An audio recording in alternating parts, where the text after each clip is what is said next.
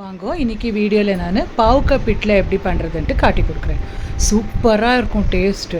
சுட சுட சாதத்துக்கு இந்த பாவுக்காய் பிட்டில் போட்டுன்னு சாப்பிட்டேனுங்க சூப்பராக என்ஜாய் பண்ணுறீங்க. ஒரு 4 பாவுக்காயை நல்லா கழுவிட்டு வீடியோவில் பார்க்குறீங்களே இல்லையா அந்த மாதிரி கட் பண்ணி வச்சுக்கோங்க. கட் பண்ணிவிட்டு ஒரு கொஞ்சம் தண்ணியில் மஞ்சப்பொடி உப்பு போட்டுட்டு ஒரு 1/2 hour ஊற வச்சுடுங்க. முடிஞ்ச அளவுக்கு கசப்புத்தன்மை போயிடும். அப்புறம் பூஞ்சி ஒரு பிளேட்டில் எடுத்து வச்சுக்கோங்க. இதுக்கு ஒரு மசாலா ரெடி பண்ணணும்.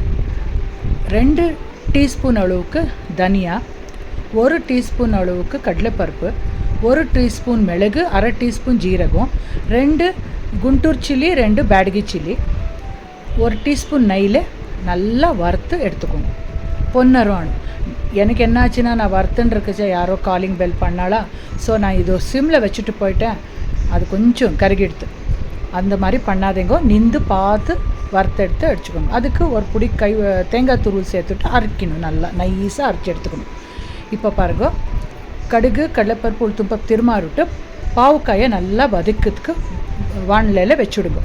அது வதங்கினக்குள்ளே இந்த மசாலாவை ரெடி பண்ணி எடுத்துன்னு வரலாம். நைஸாக அரைச்சி எடுத்துக்கோங்க. நான் சொல்ல இல்லையா கொஞ்சம் கருகி எடுத்துன்ட்டு, நீங்கள் அந்த தப்பு பண்ணாதீங்க. அங்கேயே பொறுமையாக நின்று வறுத்து அரைச்சி எடுத்துக்கோங்க. பாருங்கள், நல்லா வதங்கிடுது பாவுக்காய். இப்போது ஒரு 5-10 மினிட்ஸில் வதங்கிடும்.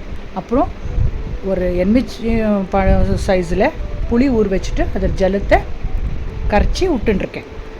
புளி கண்டிப்பாக விடணும், ரொம்ப நல்லா இருக்கும் டேஸ்ட்டு. அப்புறம் இன்னும் ஒரு சோம்பாவில் தண்ணி விட்டுட்டு கொதிக்க விடுங்க. அது கொதி வரைச்சி அரைச்சி வச்சுருக்கிற மசாலாவை சேர்த்துட்டு தேவைப்படுற உப்பு சேர்த்துட்டு 1 டீஸ்பூன் அளவுக்கு வெள்ளைப்பொடி சேருங்க. உப்பு புளி காரம் சேர்ந்து ரொம்ப டேஸ்டியாக வரும். நல்லா கொதிக்க விடுங்க. அப்புறமா முன்னையே ஒரு 1/2 கப் அளவுக்கு துவரம் பருப்பை குக்கரில் வேக வச்சு எடுத்திருக்கேன். நல்லா மையாட்டமாக வேகணும்.